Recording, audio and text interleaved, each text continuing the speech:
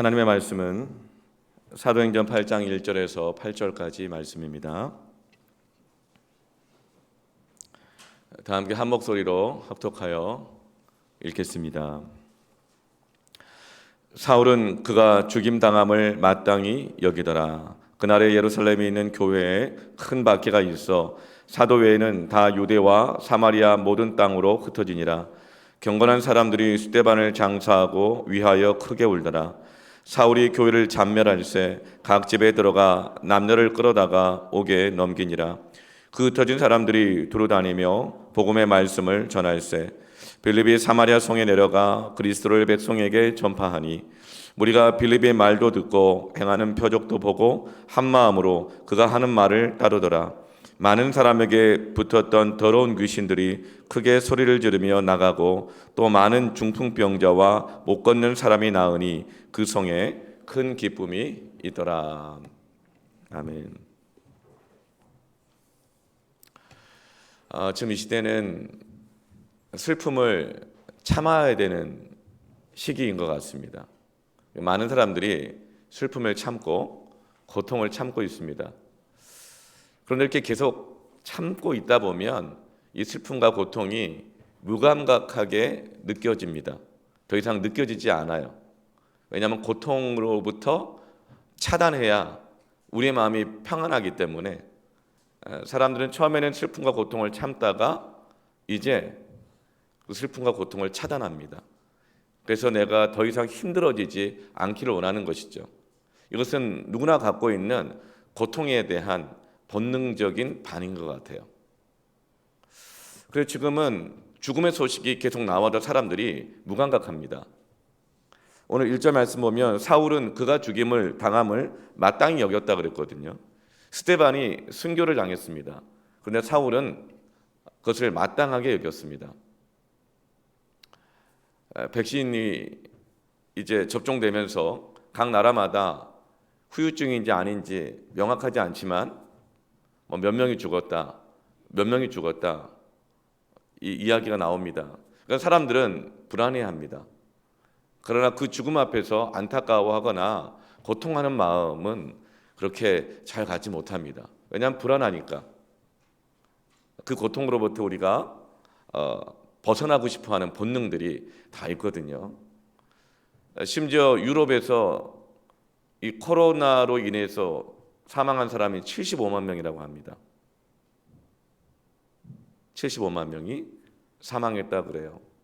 대부분은 기저질환자이고 나이가 많으신 분들인 것이죠. 그런데 이제는 그 죽음이 마땅하게 여겨지는, 무감각하게 여겨지고 있습니다. 마지막 때는 그만큼 고통에 대해서 둔감하고 슬픔을 공감하지 못하고 그리고 자신의 안전을 추구하는, 평안을 추구하는 그 본능들이 가득한 때가 마지막 때인 것이죠. 많은 사람들이 슬픔을 참고 있고 고통을 견뎌가고 있습니다. 이때 정말 필요한 것이 무엇인가? 이때 교회가 해야 될 일이 무언가? 이때 복음의 역할이 뭔가? 성도 역할이 뭔가를 오늘 말씀에서 우리에게 보여주고 있는 것입니다. 슬픔을 참고 고통을 견뎌가 나갈 때 정말 필요한 것은 재난보조기금이나 어떤 도움보다도 사실은 함께 울어주는 것, 함께 울어주는 것이 이 시대에 정말 필요한 것이고 교회가 해야 될 일이라는 것을, 성도들이 해야 될 일이라는 것을 오늘 말씀을 통해서 발견하게 되기를 바랍니다. 많은 사람들이 문제를 만나면 해결지향적으로 합니다. 대안을 제시하고 방법을 굉장히 많이 추구합니다. 그러면서 점점 마음이 냉랭해지고 슬픔을 공감하고 아픔을 함께 견뎌주는 것보다는 이 방법 저 방법 내밀다가 서로 다투고 분열하고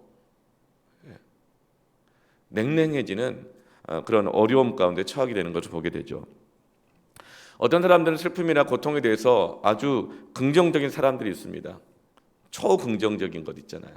괜찮아, 이 또한 지나갈 거야, 다 좋아질 거야, 누구나 겪는 어려움이야, 나만 힘들어? 그러나 초긍정은 오히려 믿음을 가장한 사랑 없음일 수가 있다는 것을 우리가 깨달아야 합니다. 우리는 이 슬픔을 만날 때, 고통을 견디고 있는 사람들을 만날 때 어떻게 해야 될 것인가? 첫 번째로 슬픔을 함께 공감하기를 바랍니다. 2절 말씀에 경건한 사람들이 스데반을 장사하고 위하여 크게 울더라. 이 경건한 사람들은 이 서슬퍼런 박해 상황에서, 그리고 스데반의 순교의 상황에서도 살아남아 있는 믿음의 사람들을 뜻합니다. 그들은 스데반을 위하여서 장사를 지내고 크게 지금 울고 있습니다. 지금 이 시대는 교회가 박해를 당하거나, 그리고 어떤 이유에서든지 뭐 코로나로 감염이 되거나 죽거나 그러면 그것을 막당하게 여기는 시대입니다. 그러길래 조심했어야지. 그러길래 누가 그 부모님 만나러 가라 그래? 그러길래 누가 교회 가서 예배를 드리라 그래? 이것은 옳고 그름의 문제가 아니라 이거에 대해서 너무 마땅하게 여기는, 여러분, 사람의 생명보다 코로나 왜 걸렸나 이게 더 중요합니까? 근데 아프고 죽어가고 있는데 마땅하게 여기고 있는 거예요. 그런데 이 경건한 사람들은 크게 지금 스데반을 위하여 울고 있습니다. 여러분, 고통이 있을 때 그 고통을 공감하지 않으면 그 사회가 굉장히 잔인해집니다. 상실은 우리에게 큰 아픔을 안겨줘요. 꿈을 잃을 때,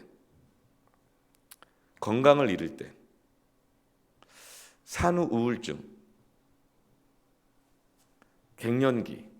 갱년기도 호르몬을 잃어가면서 건강도 같이 잃어가는 거잖아요. 저는 갱년기하고는 상관없을 줄 알았어요. 그런데 보니까 50 넘어가면서부터 호르몬이 줄어가고 있다는 것을 몸으로 느껴요. 그리고 정서적 변화도 몸으로 느끼고요. 체력도 건강도 몸으로 느껴요. 소중한 사람을 특별히 잃었을 때 슬픔이 있고 고통이 있어요. 여러분, 담임 목사에게 있어서는 성도 한 사람 한 사람 귀하지 않은 사람이 없습니다. 개척을 하면서부터 지금까지 한 명 한 명에 대한 스토리들이 저에게는 다 각인되어 있습니다. 소중한 사람을 잃는 것은 깊은 슬픔과 이 고통을 가져다 줍니다. 그런데 시간이 지나갈수록 제 마음속에 이 눈물이 없는 걸 발견하게 돼요. 이 울음이 없어요. 왜 그럴까? 깊이 묵상해 보니까 이런 마음이 있더라고요. 울어봐야 무슨 소용이야. 울어봐야 무슨 소용이야. 붙잡아봐야 무슨 소용이야. 울어준다고 해서 내가 그 사람을 위해서 해줄 수 있는 것이 없는데, 그 사람은 정말 물질 때문에 고통을 겪고 있는데 내가 울어준다고 해서 그 사람의 물질적 어려움이 도움이 되나?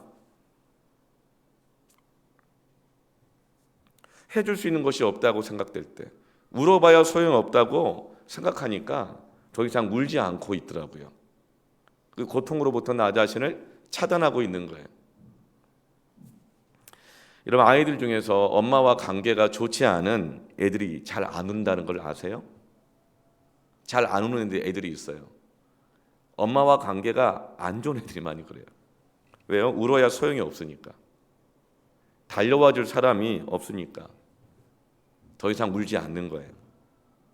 그래서 그 아이들의 마음이 굉장히 냉랭해져요. 사회에 대해서 굉장히 스스로 거리를 두고 어떤 고통이나 아픔이 오면 사람들로부터 이 거리를 계속 둬요. 왜냐하면 다가오면 고통스러우니까. 이 다가옴이 함께 아파해주고 공감해주는 게 아니라 자꾸 방법을 제시하고 대안을 제시하면서 다가오니까 더 고통스러운 거예요.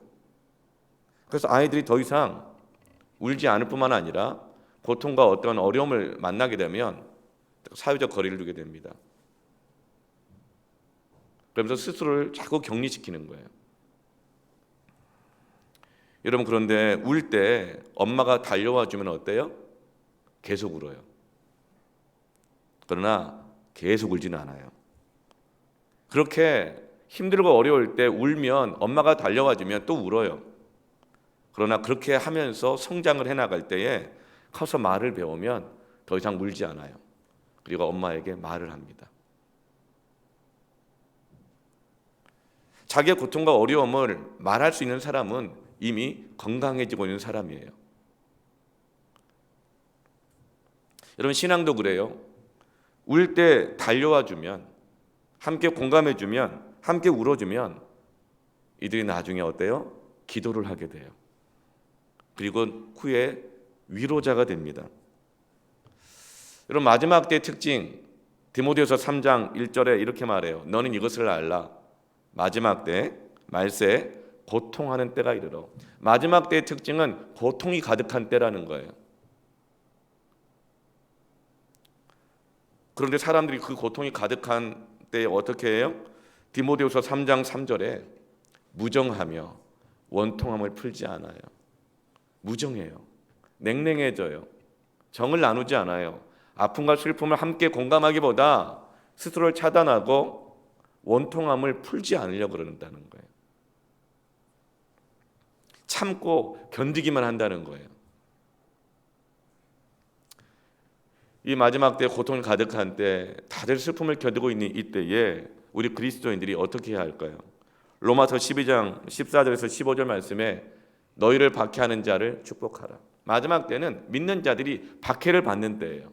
그런데 어떻게 하라고요? 박해하는 자를 축복하라. 축복하고 저주하지 말라. 최고의 저주가 뭐예요? 그냥 내버려 두는 거예요. 그럼 내버려 두면 잘 먹고 잘 살다가 영원한 지옥에 가는 거잖아요. 최고의 저주는 내버려 두는 겁니다. 그럼 축복은 뭐예요?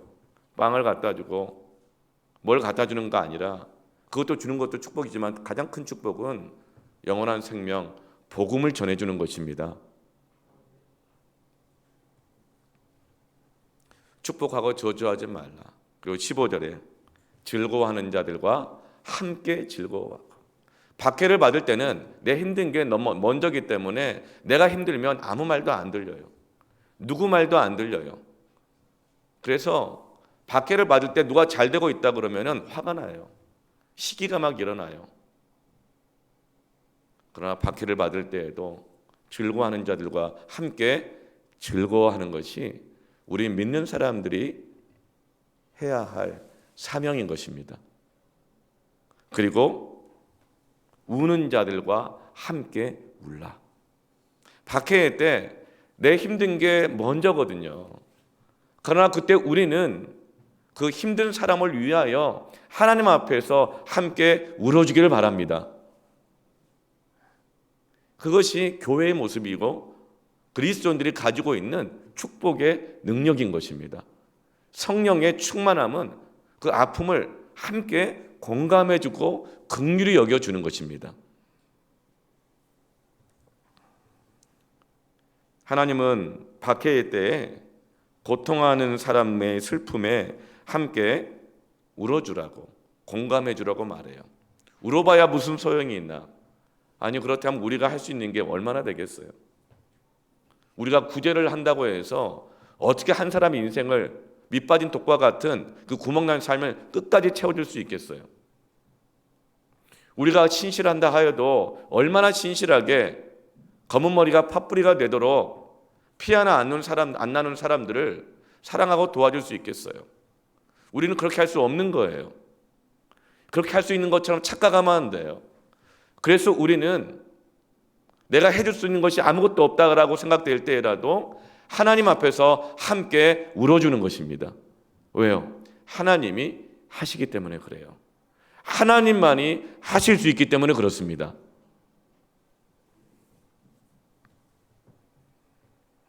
어릴 때 배가 아프면 엄마 손은 약손 그랬어요. 그래서 엄마가 배를 막 문질러줘요.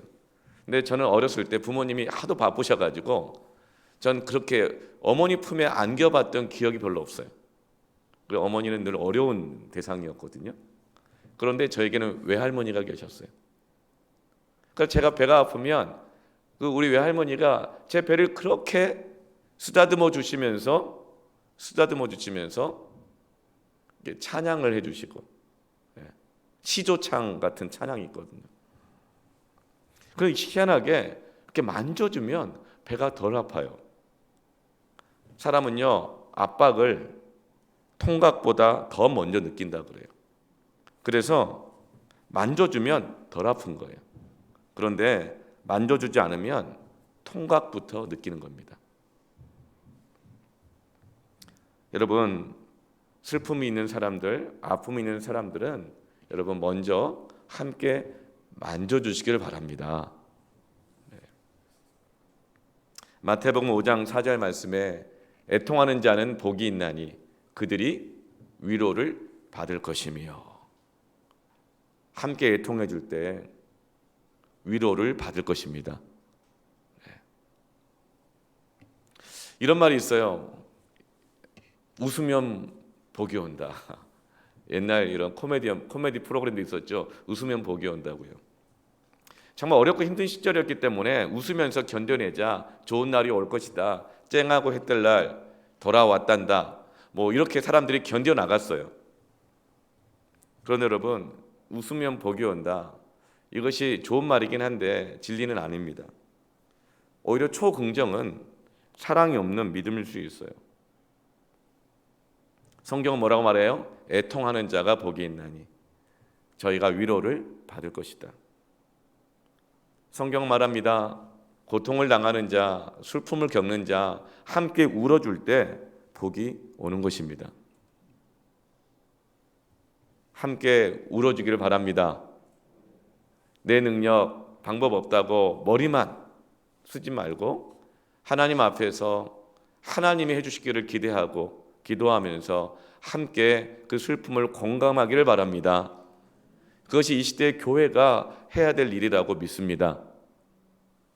이사야서 61장 말씀에도 메시아가 오시면 복음을 전하고 가난한 자들에게 복음을 전하고, 그 복음이 뭐예요? 모든 슬픈 자를 위로하되, 박해가 가득하고 죽음을 마땅히 여기고 냉랭해지는 이때의 진정한 복음은 모든 슬픈 자들을 위로하는 것입니다.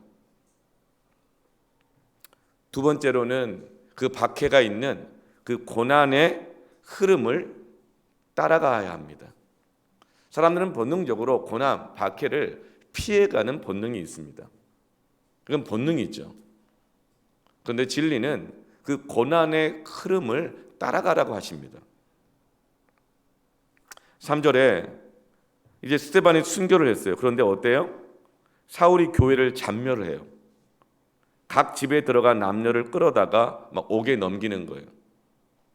스데반이 순교했어요. 그럼 우리가 기대하는 건 뭐예요? 요한복음 12장 말씀처럼 한 알이 미리 땅에 떨어져 죽지 아니하면 한 알 그대로 있고 죽으면 많은 열매를 맺느니라. 스데반이 믿음으로 순교했으니 상황이 나아지고 더 많은 열매가 맺혀질 것을 기대해요. 그런데 어때요? 박해가 더 심해지는 것입니다. 특히 사울은 스데반의 죽음을 당연하게 여기는 사람이에요. 이런 당연하게 여기는 사람이 오히려 교회를 지금 잔멸하고 있어요. 어떤 개인만 핍박하는 것이 아니라 이제는 교회를 대상으로 교회를 아예 잔멸하게 하려고 교회 자체를 공격하고 박해하고 있다는 거예요. 우리는 내가 희생하면, 내가 전도하고 내가 기도하고 순종하면 좋은 결과가 나와야 된다고 생각해요. 그러나 마지막 때는 그런 때가 아니라는 거예요. 반대일 수 있어요. 여러분, 그렇다면 우리는 이런 고난의 상황들을 어떻게 해석해야 할까요? 어떻게 이해해야 할까요? 로마서 5장 3절에서 5절 말씀에 다만 이뿐 아니라 우리가 환난 중에도 즐거워하나니, 이런 환난 속에서 즐거워해야 되는 것인가? 이는 환난은 인내를, 인내는 연단을, 연단은 소망을 이루는 줄 압니다. 지금 어렵고 힘들지만 소망이 올 거야 하면서 웃으면 복이 올 거니까 그런 의미로서 환난이 오면 즐거워하라고 하는 것인가? 여러분, 하나님은 우리의 환난과 고난, 슬픔, 고통을 이렇게 그냥 초긍정적으로 외면하는 분이 아니시거든요. 그런 의미가 아니에요. 이런 걸 바로 희망 고문이라고 하거든요. 소망 고문. 힘들고 어려워도 웃으면 좋을 날이 올 거야. 소망을 이룰 거야. 그런 의미가 아니에요. 복음은 그렇게 피상적인 것이 아닙니다. 환난 중에 즐거워한다는 것은 환난 중에도 즐거움을 얻는다는 뜻입니다. 어떻게 얻는 것이죠? 그 환난을 피하지 않고, 이것이 믿음으로 인한 박해와 환난이라고 한다면 환난을 피하지 않고 환난 중에서, 그 속에서, 환난 속에서 서로 위로하고 서로 인내할 때에 우리 마음에 하나님의 사랑이 부어진 바 되는 거예요. 로마서 5장 3절 5절 말씀에 소망이 우리를 부끄럽게 하지 아니함은 우리에게 주신 성령으로 말미암아 하나님의 사랑이 우리 마음에 부은 바 됨이니. 하나님은 고통의 때에 우리가 함께 울어주고 함께 위로할 때에 하나님이 그 고통을, 그 고난의 상황을 하나님의 사랑을 부어주시는 그릇으로 만들어 가십니다. 저마다 자기 고통에 민감하고 자기 감정에만 충실할 때에 우리가 함께 울어줄 때 그 고난을 피하지 않고 고난의 현장에서 같이 손을 잡고 같이 어깨동무를 하고 같이 일으켜주고 같이 견디면서 같이 연단을 받을 때에 그 공동체 안에, 그 교회 안에, 그 사람 안에 하나님의 사랑이 부어지는 것입니다. 마지막 때는 무정하다 그랬어요. 사랑이 없다 그랬어요. 그러나 하나님께서 그 사랑을 부어주시는 것입니다. 그 하나님의 사랑이 우리를 중도에 절망하지 않고 소망까지 도달하게 해서 결코 누구 앞에서도 부끄럽지 않게 한다는 것이에요. 그래서 환난 중에도 즐거워하나니, 환난의 인내를, 인내는 연단을, 연단은 소망을 이루는 줄 알미로다. 소망이 우리를 부끄럽게 하지 아니함은 우리에게 주신 성령으로 말미암아 하나님의 사랑이 우리의 마음에 부은 바 되매니. 마지막 때 다들 슬퍼하고 고통을 참고 견디며 죽음에 대해, 슬픔에 대해, 고통에 대해 무감각해져가는 이 시대에 하나님은 우리에게 사랑을 부어주시길 원합니다. 여러분, 진리는요, 우리를 어떤 경우에는 고난으로 몰고 갑니다. 진리를 따라가지 않으면 우리는 고난을 피해갈 수 있는 길들이 많이 있습니다.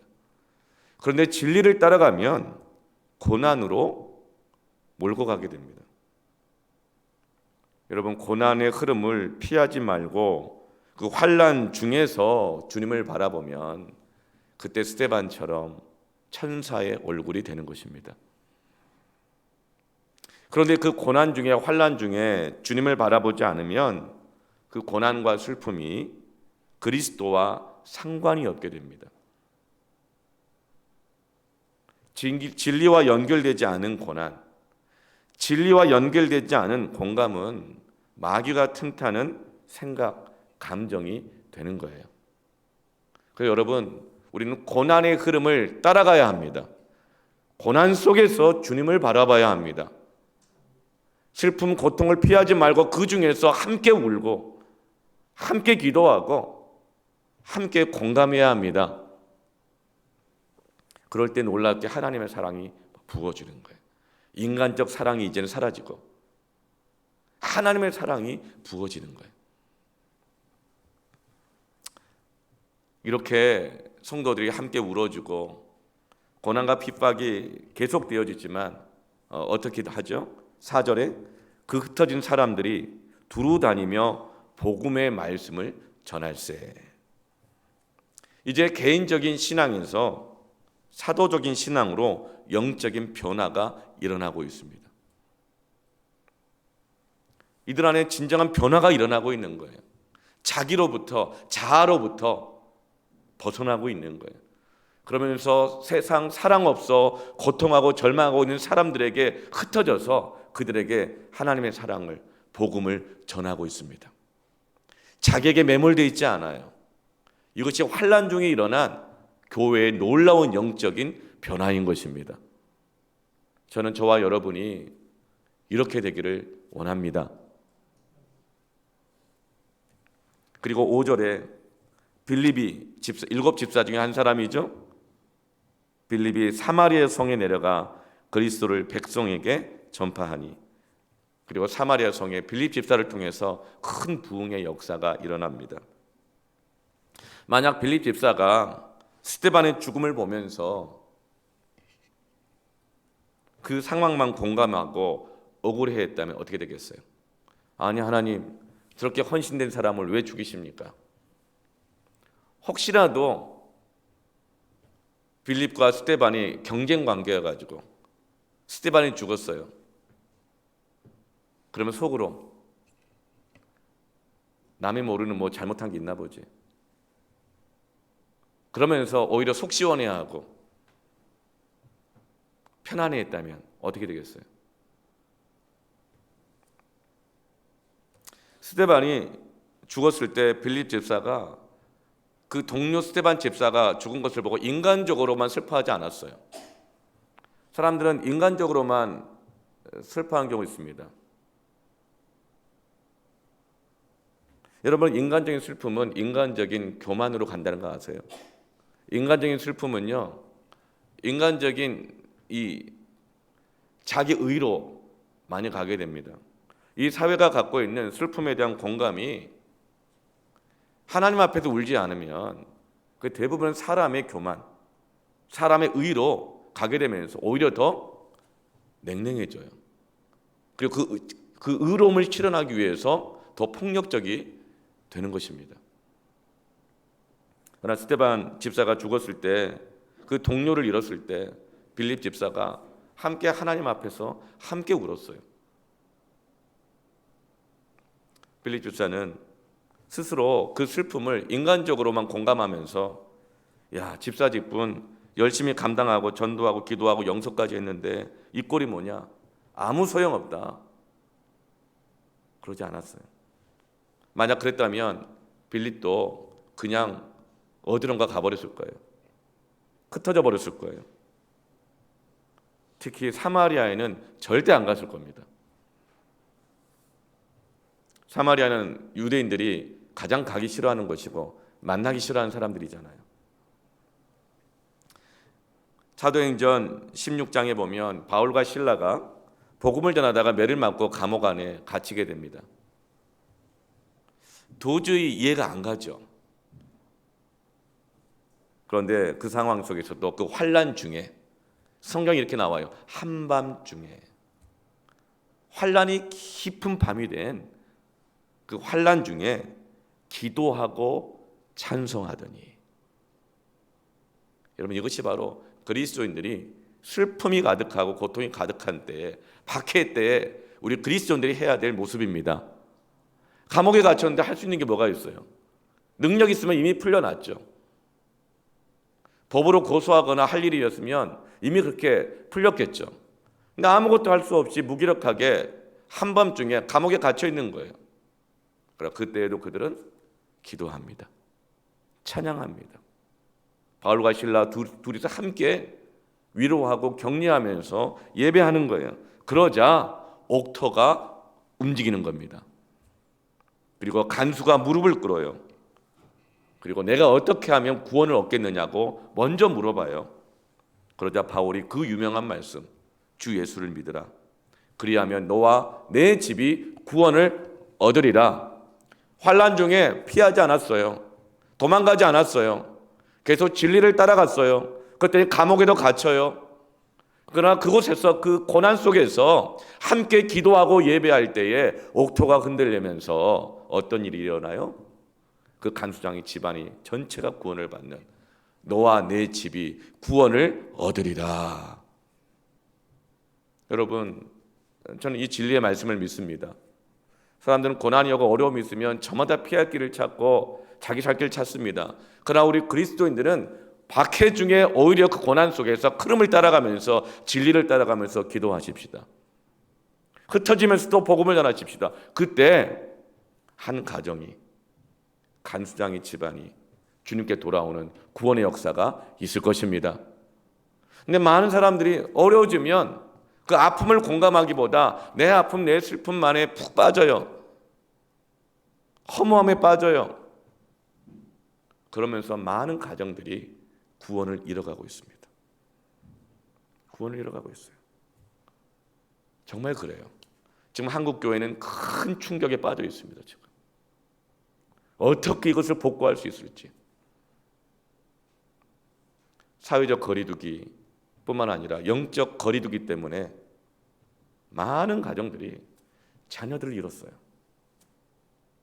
많은 가정들이 구원을, 이 복음을 잃어가고 있어요.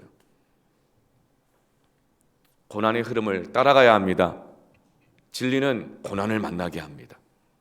그러나 그 고난 속에서 진리를 붙잡고 함께 슬퍼하고 함께 울며 함께 기도하고 예배할 때에 하나님의 사랑이 부어집니다.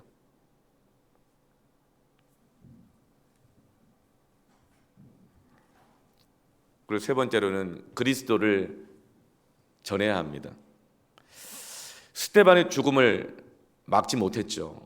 스데반이 고난받을 때 누가 기도 안 했겠습니까? 얼마나 귀한 집사님인데요. 그런데 그 죽음을 막지 못했어요. 그래서 함께 슬퍼하고 위로했지만 어때요? 상황은 더욱 나빠졌어요. 아예 교회를 잔멸하려고 하고 집집마다 찾아다니면서 찍어가지고 핀셋식으로 감옥에 집어넣으려고 하는 거예요. 고소하고. 이 고난의 흐름을 따라서 빌립 집사는 5절에 사마리아로 갑니다. 사마리아는 유대인들이 가장 가까이 하기 싫어하는 사람들이 사는 지역이죠. 사마리아는 슬픔, 피해의식 가득한 곳이에요. 오랜 세월 동안 거리두기가 있었던 곳이에요. 근데 여러분, 진리를 따라가잖아요. 고난 중에. 그러면 진리는 고난을 만나게 하고 복음은 원수를 만나게 합니다. 한번 보세요. 고난을 피해가려고 해보세요. 그럼 진리를 만나지 못해요. 싫은 사람, 보기 싫은 사람, 함께하기 싫은 사람, 그 원수를 맺잖아요. 그러면 점점 내가 복음으로부터 멀어져요. 그런데 진리는 고난을 만나게 하고 복음은 원수도 만나게 합니다. 그래서 지금 빌립 집사가 사마리아로 가고 있는 거예요. 빌립 집사가 사마리아 성에서 뭘 합니까? 5절 말씀에 그리스도를 백성에게 전파하고 있어요. 빌립은 자기 안의 슬픔과 고생을 전가하지 않아요. 흩어지면서 자기 안의 슬픔과 고통, 억울함을 막 전가하지 않아요. 그리스도를 전해요. 왜 이렇게 될 수 있었을까요? 함께 울었기 때문에 그래요. 하나님 앞에서. 하나님의 사랑이 그 마음에 부어진 바 되었기 때문에 그래요. 네, 여러분, 혼자서 슬픔을 참지 마세요. 혼자서 고통을 견디다가 자기 의에 빠지지 마세요. 함께 울어주세요. 슬퍼하는 사람, 고통스러운 사람 있으면 함께 울어주세요. 함께 하나님 앞에 함께 울어주시고 그 고난을 진리를 따라 함께 견디며 함께 가주세요. 그러면 하나님의 사랑이 그 마음에 부어진 바 되어져서 흩어지면서 자기 고생한 거, 자기 억울한 거, 자기 연민 그것을 전파하는 것이 아니라 그리스도를 전파하게 됩니다. 우리는 어려운 상황에서 얼마나 많은 얘기 많이 해요. 문화, 경제, 정치, 종교, 사회, 특히 교회 이야기, 특히 남의 이야기 얼마나 많이 해요. 그런데 남의 이야기 전하다가 다 실수해요. 더 무정해져요. 올무에 딱 매이게 되거든요. 그리스도를 전해야 합니다. 그러려면 어떻게 돼요? 고통과 슬픔을 함께 공감하며 함께 울어줘야 돼요. 그럴 때 그리스도를 전파할 수 있습니다. 누가 실수하는 거 꼬셔하고 너도 실수하잖아. 함께 그 연약함을 울어주고 안타까워해 주는 거예요. 그래야 그리스도를 전파하게 되는 겁니다. 그러자 어떤 변화가 일어나요. 6절에 무리가 빌립의 말도 듣고 행하는 표적도 보고 한 마음으로 그가 하는 말을 따르더라. 사마리아 사람들이 한 마음으로 빌립이 전하는 복음을 듣고 따르게 되었죠. 여러분 얼마나 어려운 일이에요. 사회 여론조사 해보세요. 여러분 여론만큼 얼마나 어렵습니까? 사람들의 마음이. 그런데 공감된 복음, 하나님의 사랑이 부어져 있는 그 복음이 전해지자 사마리아의 여론이 하나가 되어져서 그 복음을 따르게 되는 것입니다. 그리고 표적이 나타나는 거예요. 사람들의 마음에 비상한 변화가 일어나요. 복음을 듣기 시작해요. 그리고 그 표적으로 7절에 많은 사람들에게 붙었던 더러운 귀신들이 크게 소리를 지르며 나가고, 그리고 중풍병과 못 걷는 이가 낫게 되어지는 표적이 나타납니다. 마가복음 16장 17절에 주님이 말씀해 주신 거잖아요. 믿는 자들에게 이런 표적이 따르리니 곧 그들이 내 이름으로 귀신을 쫓아내며 새 방언을 말하며 병든 자에게 손을 얹은즉 나으리라. 표적이 나타나는 거예요. 귀신이 떠나가는 표적이 나타나요. 여러분 기도 중에, 예배 중에 딴 생각 많이 나는 사람이 있잖아요. 기도가 안 돼요. 자꾸 딴 생각 나가지고. 예배 중에도 자꾸 딴 생각 나요. 여러분 그건 그냥 순간순간 딴 생각이 날 수도 있겠지만 습관적으로 그런 경우가 있어요. 그리고 거기에 한번 딱 매이게 되어지면 예배가 안 되고 기도가 안 되는 경우가 있어요. 여러분 그것은 귀신의 역사입니다. 기도 중에, 예배 중에 원망, 불평, 나 들으라고 그러는 거야? 아니면 저 사람이 들어야지? 자꾸 그렇게 사람 생각나고 하는 경우들. 그런데 말씀을 듣고 난 후에 왠지 기도하고 싶어지고 용서하고 싶어지고 도와주고 싶어지고, 그러면서 표정이 달라져요. 자기도 모르는데 그게 뭐예요? 귀신이 나간 겁니다. 귀신이 나간 거예요. 복음을 전하면 귀신이 나갑니다. 복음을 전하면 귀신이 떠난다 그랬어요. 근데 여러분 귀신 앞에 뭐가 붙어 있어요? 7절에 더러운 귀신이라고 그랬어요. 여러분 귀신의 특징이 뭔지 아세요? 광명을 가장한 천사예요. 그런데 속은 더러워요. 겉으로는 그럴듯해요. 과장이 그렇게 돼 있어요. 아무렇지도 않은 것 같아요. 문제 없는 것 같아요. 그런데 그 속은 어때요? 더러운 거예요. 그게 귀신의 특징입니다. 귀신 들린 사람은 지저분해요. 말도 지저분합니다. 이 지저분하다는 것은 말이 혼탁해요. 귀신이 역사하는 사람은요, 환경도 지저분합니다. 몸도 지저분해요. 여러분 귀신 들린 사람들이 씻는 거 봤어요? 방 청소하는 거 봤어요?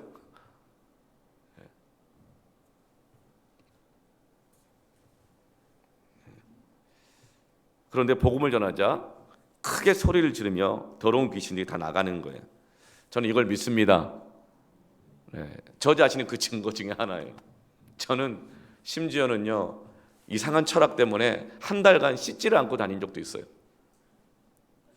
어느 날 길을 가다가 바퀴벌레가 가는데, 바퀴벌레를 왜 해충이라 그럴까? 사람이 볼 때 해충이지, 바퀴벌레는 바퀴벌레 아니야. 그러면서 세상에 해로운 것도 없고 좋은 것도 없고 다 나름 존재하는 대로 의미가 있는 거다. 내가 뭔데 그걸 판단하나? 그러면서 세상에는 더러운 것도 없고 깨끗한 것도 없다. 막 이러면서 해골바가지 물을 마셨던 그 모스처럼 그런 생각을 가진 거예요. 그래서 제가 한 달 동안 내가 사람 시선을 의식하고 살아서 뭐해? 이러면서 씻지를 않고 다닌 적이 있어요. 그러다 길에서 교회에 다니는 어떤 한 여학생을 만나는 순간 부끄러움이 느껴져가지고 그날 바로 세수를 했죠. 그게 뭐 귀신 들린 거예요. 네, 자기 개똥 철학으로 자기 생활을 합리화하기 위해서 자기 편한 대로 살고 싶으니까 그 귀신 들린 거거든요. 그러니까 예수 믿고 나서 어떻게 됩니까? 네, 깨끗해집니다. 주변을 잘 정리해요. 여러분, 복음을 전하면 귀신이 나갑니다. 복음을 전하면 삶이 깨끗해집니다. 네. 그러나 여러분, 병 낫고 귀신 나가는 것이 다 복음은 아니죠. 이것은 그림자예요. 그림자는 실체가 반드시 있는데 그 실체는 하나님이 역사하신다는 거예요. 복음을 전하면 하나님이 역사하신다. 이게 신앙이고 믿음인 것입니다. 귀신 나가고 병 나는 것이 실체가 아니에요. 그러면 굿이라도 하죠. 그것이 가장한 천사인 거예요. 여러분, 그러므로 슬픔이 가득하고 고통을 견뎌나고 이때에 여러분, 위로의 복음 그리스도를 전하십시다. 그런 표적이 나타납니다. 찬송가 369장 이 찬송가를 작사한 분이 조셉 스크리븐입니다. 이 사람은 군인이 되려고 했지만 몸이 약해가지고 군인이 못 됐어요. 명예롭게 군인이 못 되고 문학을 전공하는 학생이 됩니다. 그러다 나중에 선생님이 되는데요. 그런데 그때 몸이 약해가지고 자기 꿈을 못 이루고 문학을 공부하고 선생이 되는 과정 속에서 하나님을 만납니다. 나 같은 사람도 사랑하시는구나. 하나님을 만나게 돼요. 그래서 이제 29살에 결혼을 하게 되어지는데 결혼 전날 약혼녀가 사고로 물에 빠져서 죽게 되어져요. 큰 충격을 받죠. 너무 충격을 받아가지고 더 이상 그곳에 살 수가 없어서 캐나다로 이민을 가버렸어요. 거기서 다시 엘리자벳 로츠와 사랑하게 되어지고 결혼하려고 하게 되었습니다. 그런데 결혼을 며칠 남겨두고 결혼하기 전에 이 약혼녀가 세례를 받기를 원했던 거예요. 세례. 근데 이 약혼녀가 몸이 약했어요. 그런데 세례를 받고 결혼식을 하려고 하다가 몸이 약했는데 온몸을 물에 잠그는 침례를 받고 세례를 받은 거예요. 그래서 그것 때문에 폐렴에 걸려서 결혼식 며칠 전날 죽게 되어져요.